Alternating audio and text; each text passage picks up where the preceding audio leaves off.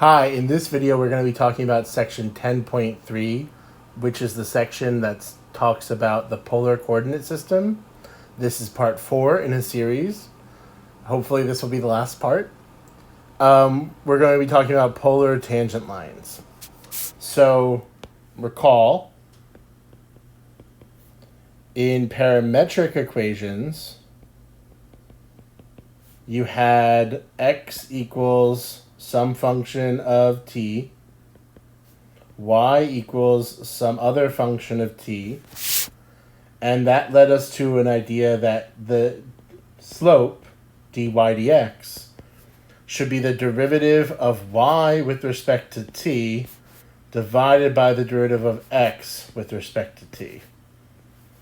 And if you're having like a PTSD style flashback here, your instincts are correct. Why would we be bringing this up otherwise? So I want to note one more time, note that dy dt and dx dt are not slope. I'm going to note that right now. It's good to know that whenever we're talking about this, dy dx is the slope of the tangent lines, okay? So here we go. In polar,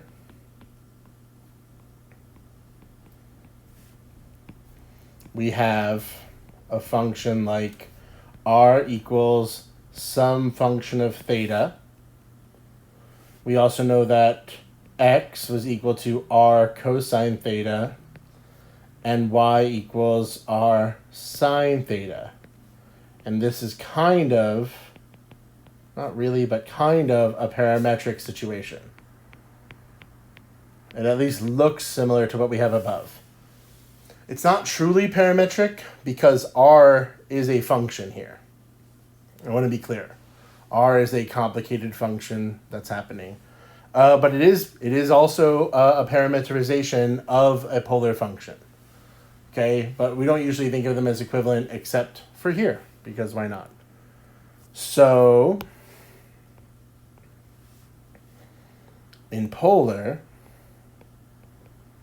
when we talk about dy dx, we're going to be talking about dy d theta divided by dx d theta. I guess I'll organize this slightly nicer, which would be the derivative, if you want to look at it in a lot of symbols, f of theta times sine theta, hint, times in a derivative, divided by the derivative with respect to theta of f of theta times cosine theta. So a couple notes. Obviously, this will require, almost always will require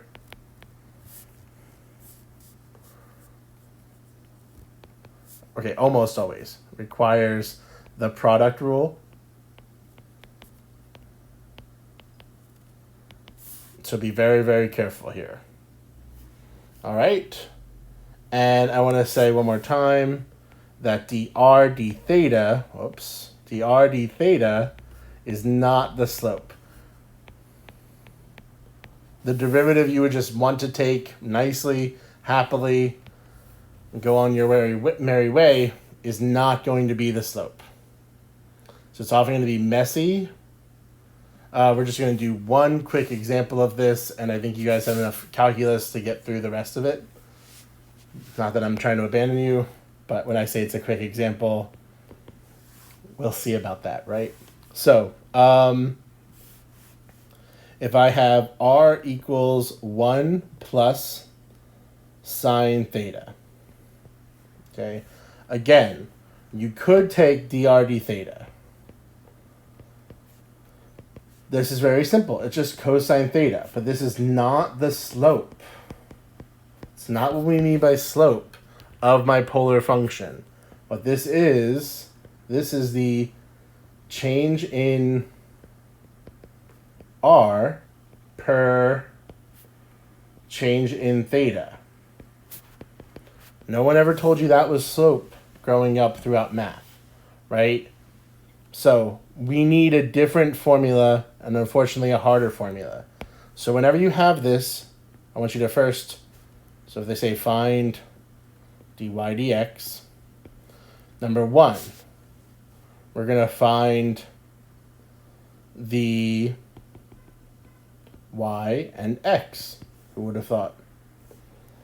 So y equals r sine theta. If you don't understand what I meant earlier when I said it's going to require multiplication, I'm replacing r with 1 plus sine theta. So y equals sine theta plus sine squared theta. And x equals r cosine theta. So x equals, I'll write this again, replacing r. And here's the unfortunate messy guy. This will be cosine theta plus sine theta cosine theta.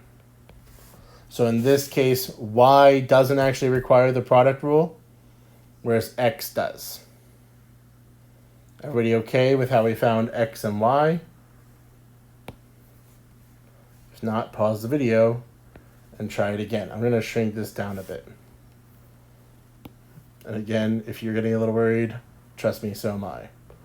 I'm feeling like this writing's going to get out of control. 2.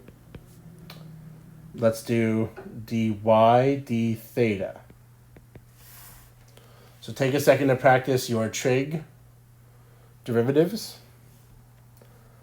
I'll remind you that sine squared theta is sine theta squared. So it's a chain rule situation.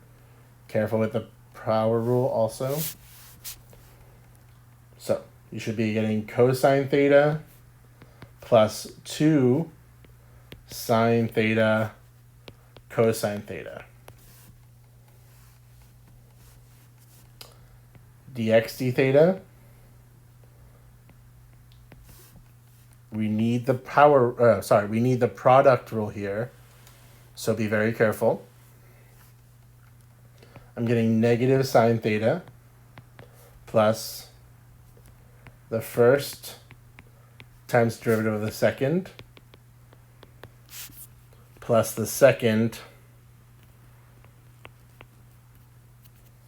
I'm going to just make this smaller.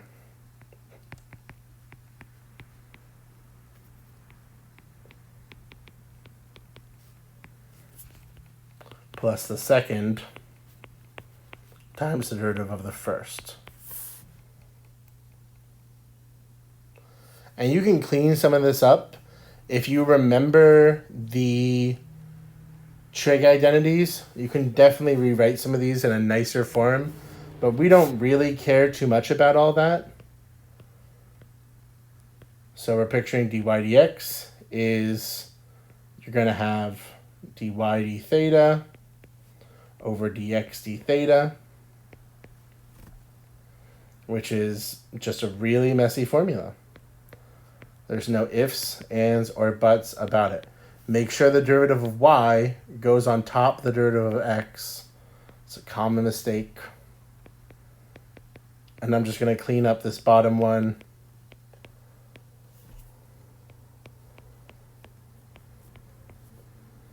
Okay?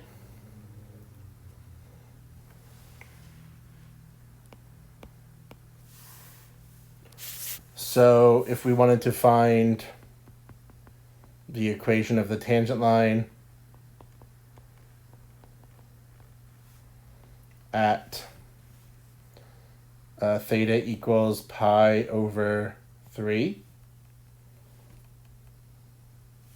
the slope, we would do dy dx at theta equals pi over 3. Go ahead and try to plug it in, see what you get. I'm going to shrink some of this stuff here.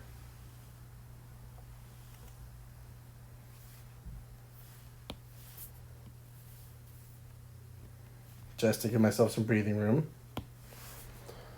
All right, cosine of pi over 3 is a half.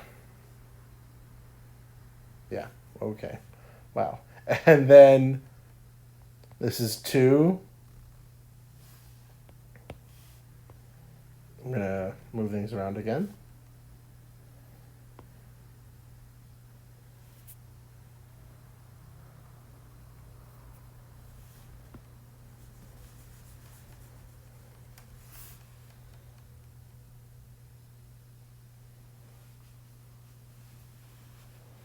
Okay, so edited to add. Let's say the problem asked us to find the equation of the tangent line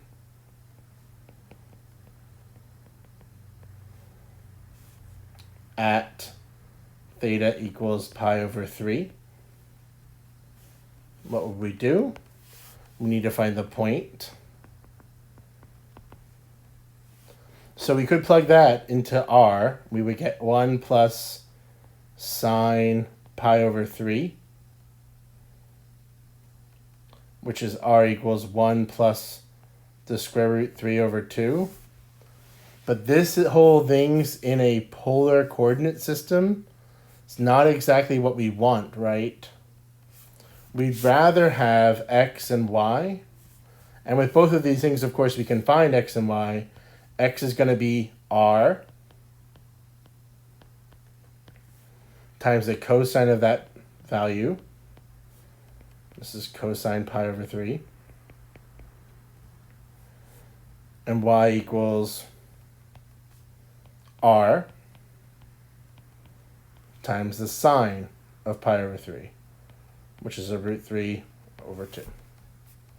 Okay, so that would be the point. Everything I wrote in black would be the work we would need to find the x and y coordinate of our point. I'm going to shrink this down a little bit. And for my slope, I want to do dy d theta. Sorry. I want to do dy dx, evaluated at theta equals pi over 3. So we just found some of those values. I'm just going to go for it. So if you want to try this yourself, pause it. 1/2 plus 2 root 3 over 2. Oh man. Root 3 over 2. 1/2 again. On the bottom, negative root 3 over 2 minus that guy squared is going to be 3 over 4 plus a 4th. And so we can simplify that. As ugly as it looks, we can actually simplify it. So I'm going to shrink everything down here just a bit. What we're going to get at the bottom there, there's no way to simplify those points. Those points are going to stay nasty looking. But the slope really isn't that bad. It just looks bad.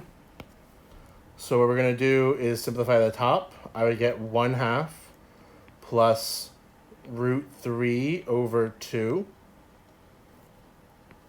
And on the bottom, I'd get negative root 3 over 2 minus a 1/2. And you should notice that these two are opposites, so the slope at least is -1. So my tangent line would be y minus the y coordinate. I'm just going to distribute that root 3 over 2 in. But I'm not going to actually distribute that negative. That way lies madness. Times -1 parentheses x minus, and again, let's distribute that 1/2 in here. I'll use brackets inside parentheses. Controversial. Okay. And so that's the tangent line equation. It's not the prettiest thing in the world, but this is doable. And the last thing I want to go over here is our horizontal tangents and vertical tangents. This is going to be just like parametric. There's a reason everything's grouped in this one chapter, even though it seems so wildly different at times. So, since dy dx, the slope, is now this mega fraction dy d theta divided by dx d theta, 1. Horizontal tangents, we still need that dy dx equals 0, dy dx equals 0. Now that will mean, since I'm setting a fraction equal to 0, I need the top of that fraction is 0, and the bottom of the fraction, the bottom of the fraction is not equal to 0. Okay, and so for vertical tangents,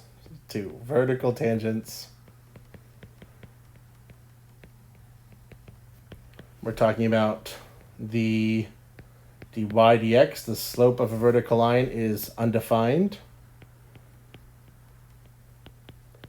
which would mean that the bottom of the fraction was 0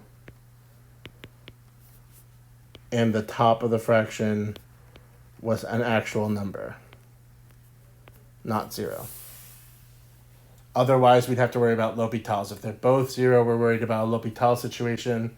It's not going to come up, I promise you. All right, so let's do 1 or 2 examples of this. On the next page, all I've done, it's still the same function r, it's still the same derivative. So all I've done so far is copy that over. We're going to find the horizontal and vertical tangents of this function. So for horizontal tangents, our method is going to be to set the numerator equal to 0, because that would be the top of the fraction equal to 0, and that would make dy dx equal 0. So one more time, it's still the same thing you were doing in Calc 1 or AB, which is going to be the dy d theta equals 0, and we'll worry about the dx d theta later, like when we do the vertical tangents. So let's just go over how to solve trig equations like this. 2 cosine theta plus 2 sine theta cosine theta equals 0. Almost always when we're talking about something like this, we are trying to factor. And this looks like it's pretty easy to factor to me. We're going to take out the GCF, which leaves 1 plus 2 sine theta. And you should be able to do this by hand. Cosine theta equals 0, and 1 plus 2 sine theta equals 0. I'm sorry, obviously, I mean, you should be able to manipulate this equation by hand, but you should be able to find the values of theta that make cosine 0. That's theta equals pi over 2 and 3 pi over 2. We're going to restrict our attention to the interval from 0 to 2 pi. We don't really have to worry about values ahead of that because it's just circular, just like all of trig after Precalc. So over here, you get 2 sine theta equals -1, which is sine theta equals -1/2. And so I'm thinking about the values of theta that make sine 1/2. So you should be thinking about angles like pi over 6. Again, you should be able to do this by hand without a calculator at some level. But we're negative, so we're talking about quadrants 3 and 4. So what are my angles? 7 pi over 6 and 11 pi over 6. So we're just going to hold on to that for now. We'll check if that makes the bottom equal to 0 later. So for a vertical tangent, it's the same process. So one more time, we're talking about dy dx undefined, which would make the denominator equal to 0, is usually where that would happen.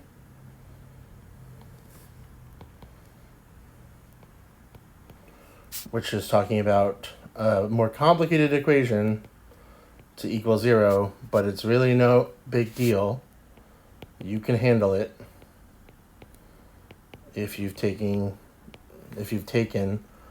a Precalc class. We're going to use the Pythagorean identity. Cosine squared plus sine squared equals 1. And if we manipulate that, we should get negative sine theta minus sine squared theta plus 1 minus sine squared theta. The idea here is if we have a bunch of sines, we want to make everybody sine or everybody cosine. It's a pretty standard technique in trig algebra, I guess you could call this. Combining like terms and putting them in standard form, we'd have 2 sine squared theta negative 2 minus sine theta plus 1.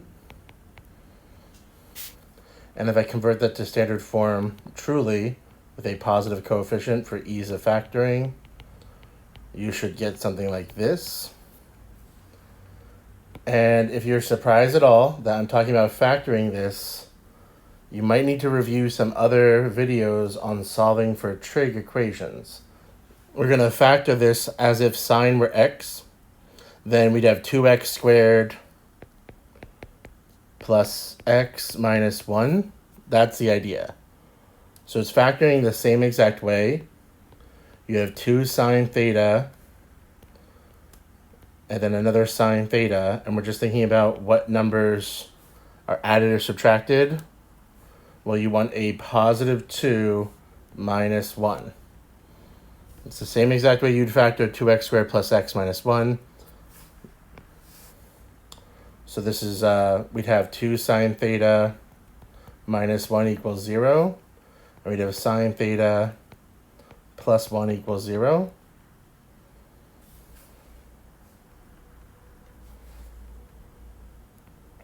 Sine theta equals negative 1 would be theta equals 3 pi over 2. Write it like that. And over here, 2 sine theta would have to be 1, or sine theta equals 1/2. We're going to shrink again. So we have 2 sine theta equals 1, sine theta equals 1/2. And now we are talking about the quadrant 1 and 2, where sine is positive, but we're still talking about the values of pi over 6 and 5 pi over 6.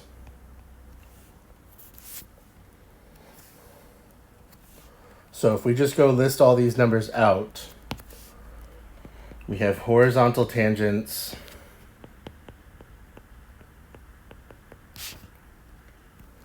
at theta equals pi over 2,